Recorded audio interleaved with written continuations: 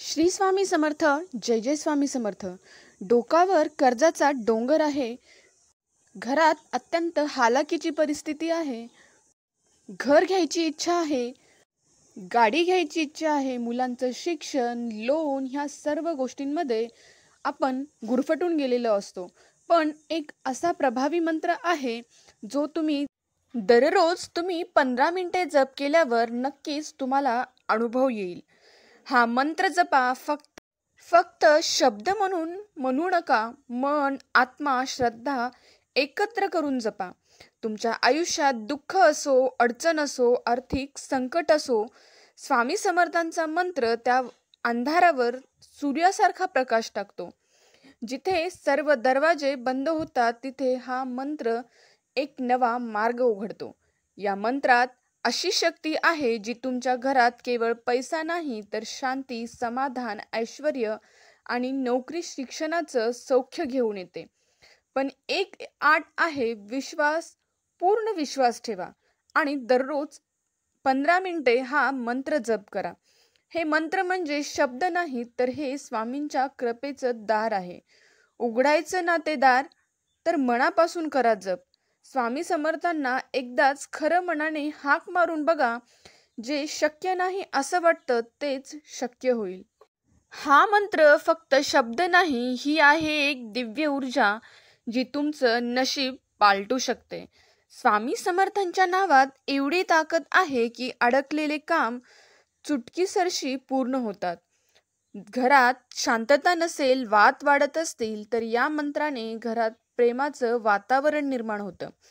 आर्थिक अडचणींनी जीव कासावीस झाला असेल तरीही हा मंत्र तुमचं दारिद्र्य हळूहळू घालवतो. जिथे प्रयत्न थकतात तिथे स्वामी समर्थांची कृपा चालू होते.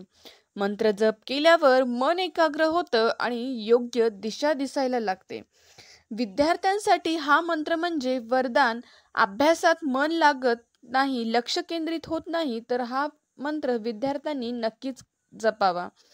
नोकरीची वाट बघणाऱ्यांना योग्य संधी मिळते. इंटरव्ह्यू मध्ये सुद्धा त्यांना यश मिळतं. व्यवसाय करणाऱ्यांना नवे ग्राहक, चांगले व्यवहार आणि फायदा होतो. पैसा थांबत नाही, येत राहतो. अनावश्यक खर्च कमी होतो. घरात साठवलेलं दुःख हळूहळू दूर होऊन जातं. या मंत्राने मन, घर आणि नशीब तिन्ही शुद्ध होतात. ऐश्वर्य हवंय पण भक्तीचा मार्ग हवा तर हा मंत्र सर्वोत्तम आहे. रात्री चिंता घेऊन झोप लागत नसेल तर स्वामींचं नाव घेतलं की शांत झोप लागते. मुलाच्या शिक्षणात, करिअरमध्ये प्रगती हवी असेल तर हा मंत्र दररोज जप करा. नक्कीच तुम्हाला अनुभव आल्याशिवाय राहणार नाही. नवरा बायकोत सतत वाद असतील, तुटलेली नाते जोडायची असतील तर स्वामी समर्थांवर विश्वास ठेवा आणि हा मंत्राचा मनापासून जाप करा.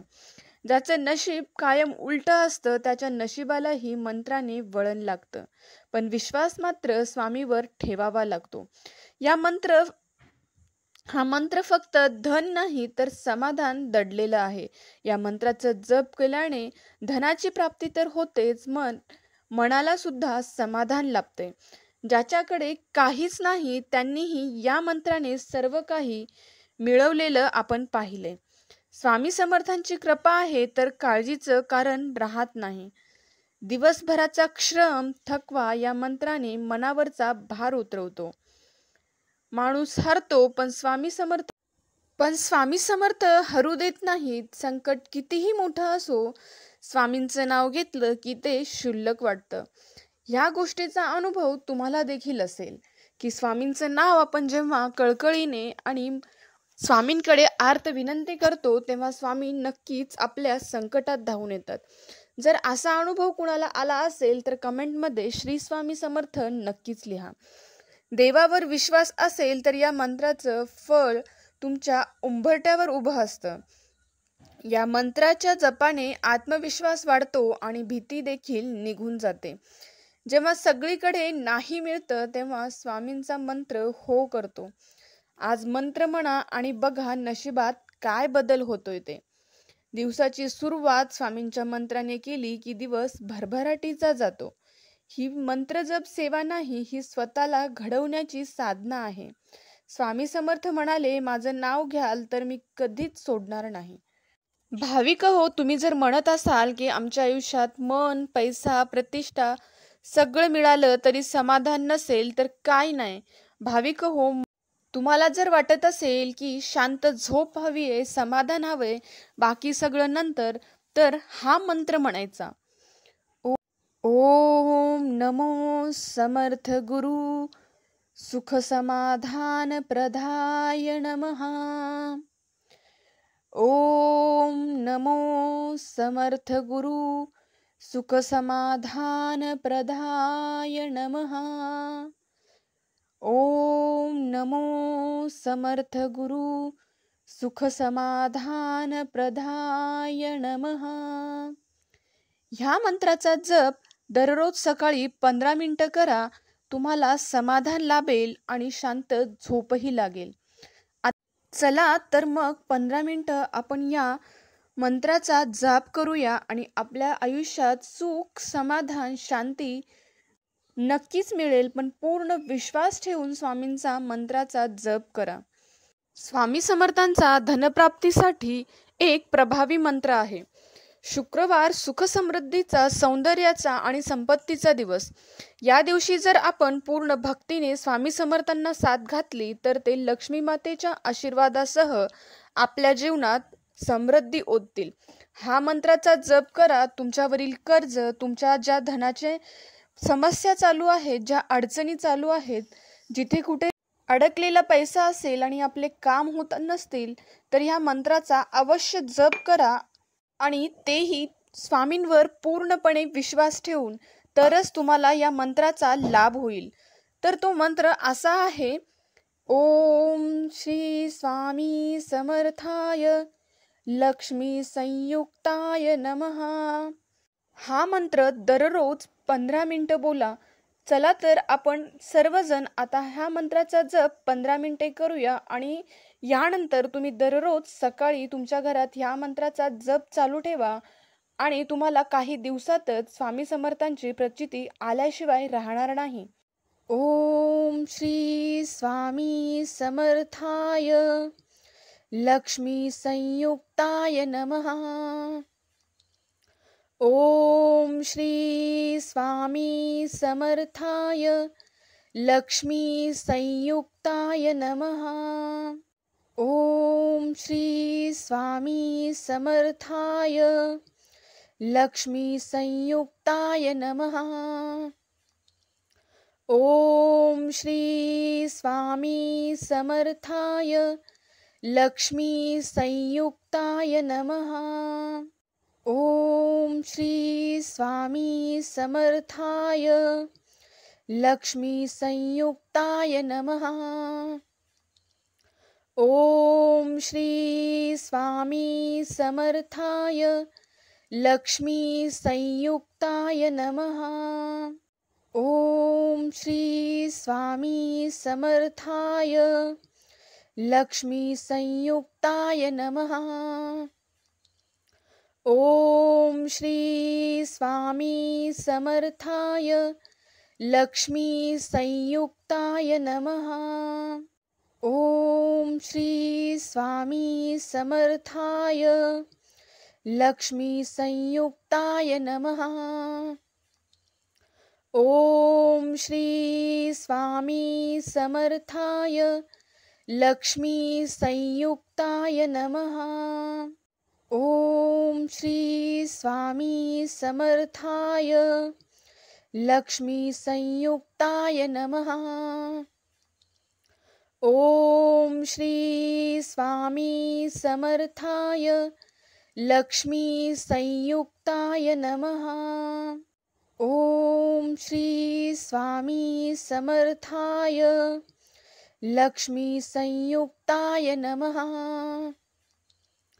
ओम श्री स्वामी समर्थाय लक्ष्मी संयुक्ताय नमः. ओम श्री स्वामी समर्थाय लक्ष्मी संयुक्ताय नमः. ओम श्री स्वामी समर्थाय लक्ष्मी संयुक्ताय नमः।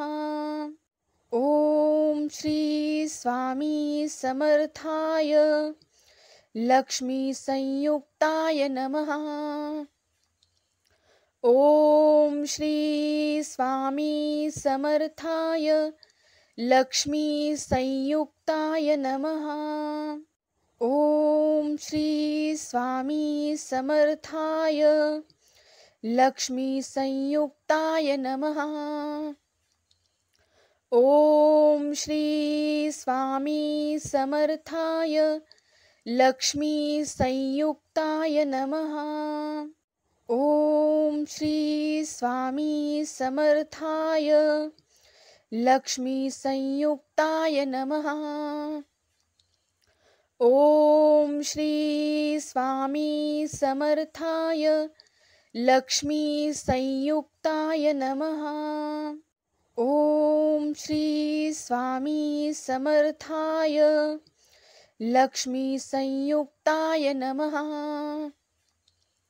ओम श्री स्वामी समर्थाय लक्ष्मी संयुक्ताय नमः। ओम श्री स्वामी समर्थाय लक्ष्मी संयुक्ताय नमः।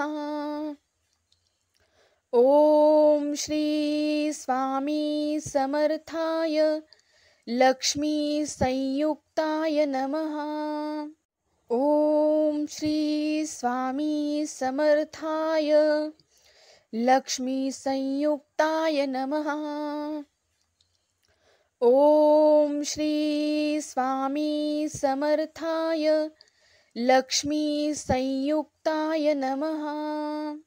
ओम श्री स्वामी समर्थाय लक्ष्मी संयुक्ताय नमः। ओम श्री स्वामी समर्थाय लक्ष्मी संयुक्ताय नमः। ओम श्री स्वामी समर्थाय लक्ष्मी संयुक्ताय नमः।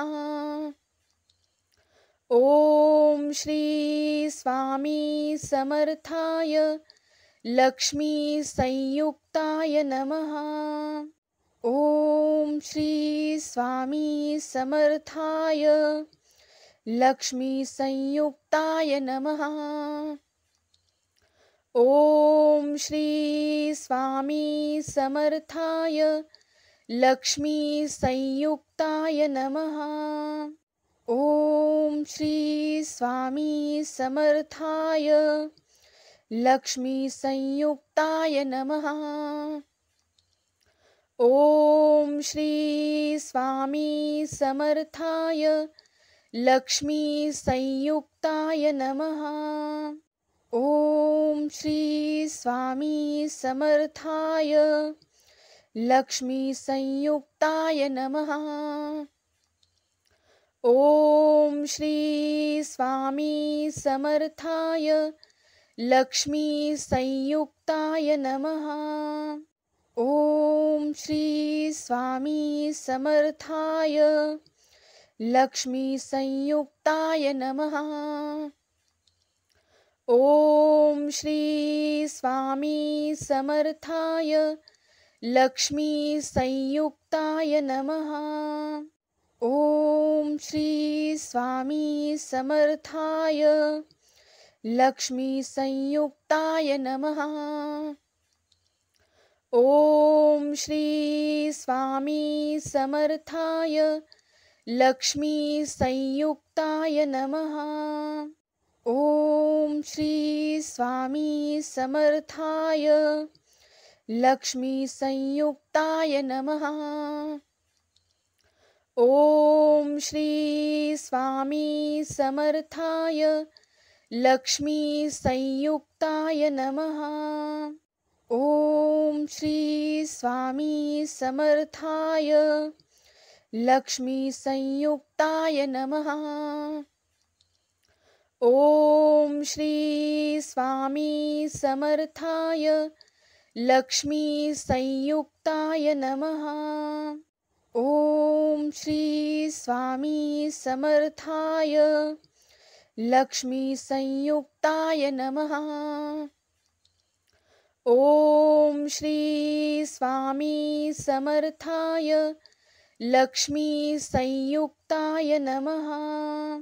ओम श्री स्वामी समर्थाय लक्ष्मी संयुक्ताय नमः।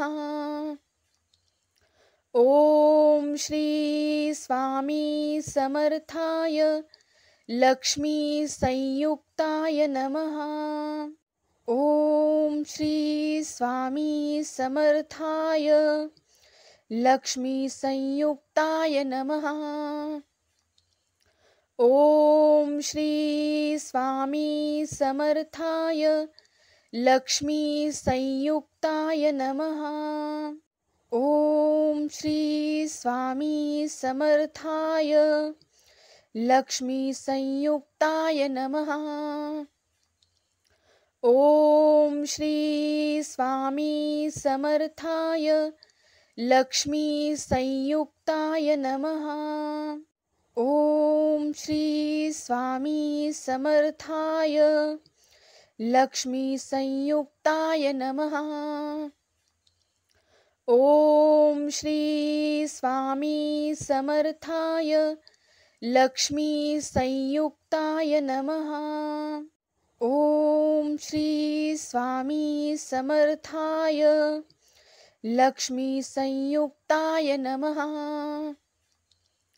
ओम श्री स्वामी समर्थाय लक्ष्मी संयुक्ताय नमः। ओम श्री स्वामी समर्थाय लक्ष्मी संयुक्ताय नमः। ओम श्री स्वामी समर्थाय लक्ष्मी संयुक्ताय नमः। ओम श्री स्वामी समर्थाय लक्ष्मी संयुक्ताय नमः। ओम श्री स्वामी समर्थाय लक्ष्मी संयुक्ताय नमः। ओम श्री स्वामी समर्थाय लक्ष्मी संयुक्ताय नमः। ओम श्री स्वामी समर्थाय लक्ष्मी संयुक्ताय नमः। ओम श्री स्वामी समर्थाय लक्ष्मी संयुक्ताय नमः। ओम श्री स्वामी समर्थाय लक्ष्मी संयुक्ताय नमः। ओम श्री स्वामी समर्थाय लक्ष्मी संयुक्ताय नमः। ओम श्री स्वामी समर्थाय लक्ष्मी संयुक्ताय नमः। ओम श्री स्वामी समर्थाय लक्ष्मी संयुक्ताय नमः। ओम श्री स्वामी समर्थाय लक्ष्मी संयुक्ताय नमः। ओम श्री स्वामी समर्थाय लक्ष्मी संयुक्ताय नमः। ओम श्री स्वामी समर्थाय लक्ष्मी संयुक्ताय नमः। ओम श्री स्वामी समर्थाय लक्ष्मी संयुक्ताय नमः। ओम श्री स्वामी समर्थाय लक्ष्मी संयुक्ताय नमः। ओम श्री स्वामी समर्थाय लक्ष्मी संयुक्ताय नमः। ओम श्री स्वामी समर्थाय लक्ष्मी संयुक्ताय नमः। ओम श्री स्वामी समर्थाय लक्ष्मी संयुक्ताय नमः। ओम श्री स्वामी समर्थाय लक्ष्मी संयुक्ताय नमः। ओम श्री स्वामी समर्थाय लक्ष्मी संयुक्ताय नमः। ओम श्री स्वामी समर्थाय लक्ष्मी संयुक्ताय नमः। ओम श्री स्वामी समर्थाय लक्ष्मी संयुक्ताय नमः। ओम श्री स्वामी समर्थाय लक्ष्मी संयुक्ताय नमः। ओम श्री स्वामी समर्थाय लक्ष्मी संयुक्ताय नमः। ओम श्री स्वामी समर्थाय लक्ष्मी संयुक्ताय नमः। ओम श्री स्वामी समर्थाय लक्ष्मी संयुक्ताय नमः। ओम श्री स्वामी समर्थाय लक्ष्मी संयुक्ताय नमः। ओम श्री स्वामी समर्थाय लक्ष्मी संयुक्ताय नमः। ओम श्री स्वामी समर्थाय लक्ष्मी संयुक्ताय नमः। ओम श्री स्वामी समर्थाय लक्ष्मी संयुक्ताय नमः।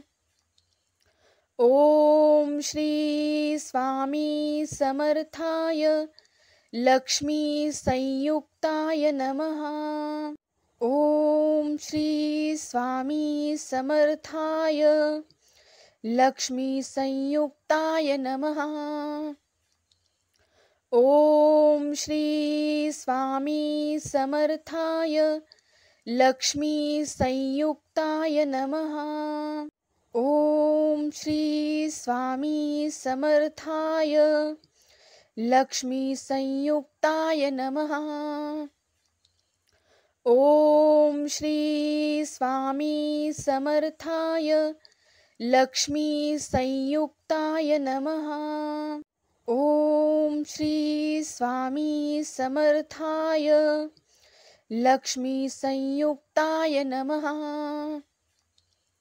ओम श्री स्वामी समर्थाय लक्ष्मी संयुक्ताय नमः। ओम श्री स्वामी समर्थाय लक्ष्मी संयुक्ताय नमः। ओम श्री स्वामी समर्थाय लक्ष्मी संयुक्ताय नमः। ओम श्री स्वामी समर्थाय लक्ष्मी संयुक्ताय नमः। ओम श्री स्वामी समर्थाय लक्ष्मी संयुक्ताय नमः। ओम श्री स्वामी समर्थाय लक्ष्मी संयुक्ताय नमः। ओम श्री स्वामी समर्थाय लक्ष्मी संयुक्ताय नमः। ओम श्री स्वामी समर्थाय लक्ष्मी संयुक्ताय नमः। ओम श्री स्वामी समर्थाय लक्ष्मी संयुक्ताय नमः। ओम श्री स्वामी समर्थाय लक्ष्मी संयुक्ताय नमः। ओम श्री स्वामी समर्थाय लक्ष्मी संयुक्ताय नमः। ओम श्री स्वामी समर्थाय लक्ष्मी संयुक्ताय नमः। ओम श्री स्वामी समर्थाय लक्ष्मी संयुक्ताय नमः। ओम श्री स्वामी समर्थाय लक्ष्मी संयुक्ताय नमः। ओम श्री स्वामी समर्थाय लक्ष्मी संयुक्ताय नमः। ओम श्री स्वामी समर्थाय लक्ष्मी संयुक्ताय नमः। ओम श्री स्वामी समर्थाय लक्ष्मी संयुक्ताय नमः। ओम श्री स्वामी समर्थाय लक्ष्मी संयुक्ताय नमः। ओम श्री स्वामी समर्थाय लक्ष्मी संयुक्ताय नमः। ओम श्री स्वामी समर्थाय लक्ष्मी संयुक्ताय नमः। ओम श्री स्वामी समर्थाय लक्ष्मी संयुक्ताय नमः। ओम श्री स्वामी समर्थाय लक्ष्मी संयुक्ताय नमः। ओम श्री स्वामी समर्थाय लक्ष्मी संयुक्ताय नमः। ओम श्री स्वामी समर्थाय लक्ष्मी संयुक्ताय नमः। ओम श्री स्वामी समर्थाय लक्ष्मी संयुक्ताय नमः। ओम श्री स्वामी समर्थाय लक्ष्मी संयुक्ताय नमः। ओम श्री स्वामी समर्थाय लक्ष्मी संयुक्ताय नमः। ओम श्री स्वामी समर्थाय लक्ष्मी संयुक्ताय नमः। ओम श्री स्वामी समर्थाय लक्ष्मी संयुक्ताय नमः। ओम श्री स्वामी समर्थाय लक्ष्मी संयुक्ताय नमः। ओम श्री स्वामी समर्थाय लक्ष्मी संयुक्ताय नमः। ओम श्री स्वामी समर्थाय लक्ष्मी संयुक्ताय नमः। ओम श्री स्वामी समर्थाय लक्ष्मी संयुक्ताय नमः। ओम श्री स्वामी समर्थाय लक्ष्मी संयुक्ताय नमः। ओम श्री स्वामी समर्थाय लक्ष्मी संयुक्ताय नमः। ओम श्री स्वामी समर्थाय लक्ष्मी संयुक्ताय नमः। ओम श्री स्वामी समर्थाय लक्ष्मी संयुक्ताय नमः। ओम श्री स्वामी समर्थाय लक्ष्मी संयुक्ताय नमः।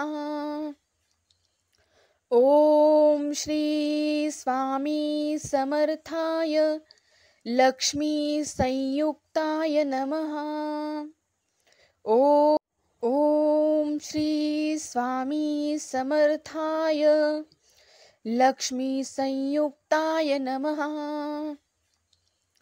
ओम श्री स्वामी समर्थाय लक्ष्मी संयुक्ताय नमः। ओम श्री स्वामी समर्थाय लक्ष्मी संयुक्ताय नमः। ओम श्री स्वामी समर्थाय लक्ष्मी संयुक्ताय नमः। ओम श्री स्वामी समर्थाय लक्ष्मी संयुक्ताय नमः। ओम श्री स्वामी समर्थाय लक्ष्मी संयुक्ताय नमः।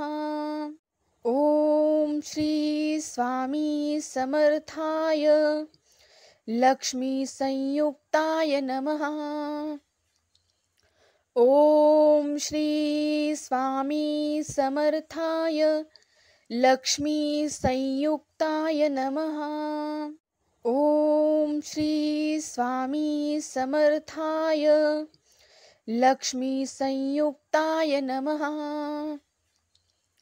ओम श्री स्वामी समर्थाय लक्ष्मी संयुक्ताय नमः। ओम श्री स्वामी समर्थाय लक्ष्मी संयुक्ताय नमः। ओम श्री स्वामी समर्थाय लक्ष्मी संयुक्ताय नमः। ओम श्री स्वामी समर्थाय लक्ष्मी संयुक्ताय नमः। ओम श्री स्वामी समर्थाय लक्ष्मी संयुक्ताय नमः। ओम श्री स्वामी समर्थाय लक्ष्मी संयुक्ताय नमः। ओम श्री स्वामी समर्थाय लक्ष्मी संयुक्ताय नमः। ओम श्री स्वामी समर्थाय लक्ष्मी संयुक्ताय नमः।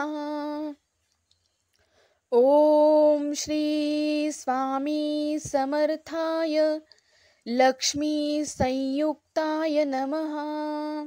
ओम श्री स्वामी समर्थाय लक्ष्मी संयुक्ताय नमः। ओम श्री स्वामी समर्थाय लक्ष्मी संयुक्ताय नमः। ओम श्री स्वामी समर्थाय लक्ष्मी संयुक्ताय नमः। ओम श्री स्वामी समर्थाय लक्ष्मी संयुक्ताय नमः। ओम श्री स्वामी समर्थाय लक्ष्मी संयुक्ताय नमः। ओम श्री स्वामी समर्थाय लक्ष्मी संयुक्ताय नमः। ओम श्री स्वामी समर्थाय लक्ष्मी संयुक्ताय नमः। ओम श्री स्वामी समर्थाय लक्ष्मी संयुक्ताय नमः।